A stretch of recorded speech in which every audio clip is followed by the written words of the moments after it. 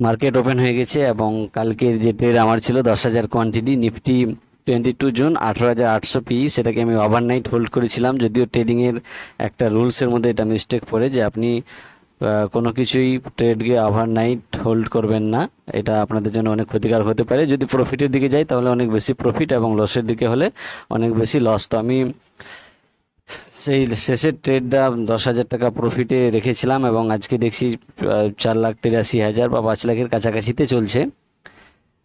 তো অতিরিক্ত যদি আপনি রিস্ক নেন তাহলে সেক্ষেত্রে আপনার প্রফিটও বেশি হতে পারে এবং তার সঙ্গে লসটাও অনেক বেশি হতে পারে। সেটা আপনার উপর ডিপেন্ড করবে আপনি কতটা লস নিতে পারবেন। দেখুন, বাইং প্রাইস 85 টাকা 55 পয়সা এবং আপাতত যে কারেন্ট প্রাইস চলছে সেটা চলছে 132। এই সময়ে একটা জিনিস বা একটা কাজ করা যেতে পারে, যেটা ট্রেলিং স্টপ লস, এই জিনিসটাকে আপনি এখানে এখন সেট করতে পারেন এইভাবে যে আপনি 85 টাকাতে কিনেছেন, এখন 130 টাকার কাছাকাছি চলছে। সেক্ষেত্রে আপনি এই স্টপ লসটাকে বাড়িয়ে মানে আপনার প্রফিটকে লক করার জন্য আপনি করতে পারেন এখন স্টপ লসকে সেট 120 টাকাতে। তাহলে কি হলো, 85 টাকা থেকে 120 টাকা এই অবধি যতটা পয়েন্ট হয় আপনার এই পয়েন্টটা একদম প্রফিটে বুক করে নেওয়া গেল।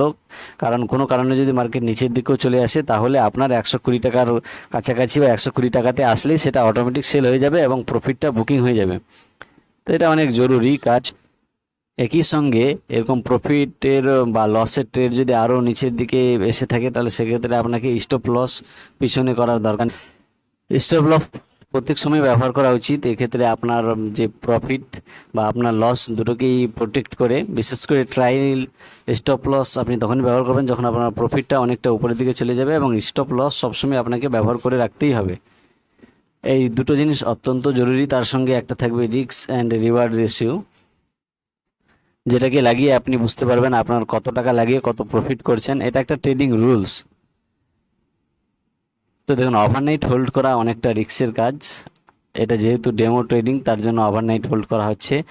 বিশেষত এরকম নর্মাল কোনো ট্রেডিংয়ে ওভারনাইট হোল্ড করা হবে না। আপনারা যখনই ট্রেডিং করবেন ভেবেচিন্তে ট্রেডিং করবেন, কারণ ওভারনাইট হোল্ড অনেক সময় অনেকটা লসে ফেলে দেয়।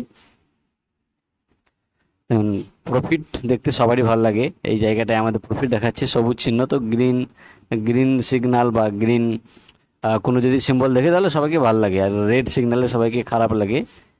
তা আপনাদের কনফিডেন্স যদি ট্রেডের দিকে থাকে তাহলে আপনাদের জন্য অপশন ট্রেডিং, আপনার অপশন ট্রেডিং সবসময় লো রিস্ক বা স্মল ক্যাপিটাল নিয়ে করবেন।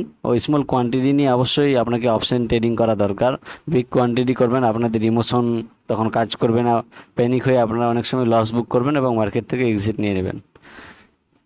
তো ভিডিওটা এই পর্যন্তই, আশা করি বুঝতে পেরেছেন। ভালো লাগলে চ্যানেলকে সাবস্ক্রাইব করে রাখবেন এবং কমেন্ট করে জানাবেন। ধন্যবাদ সবাইকে।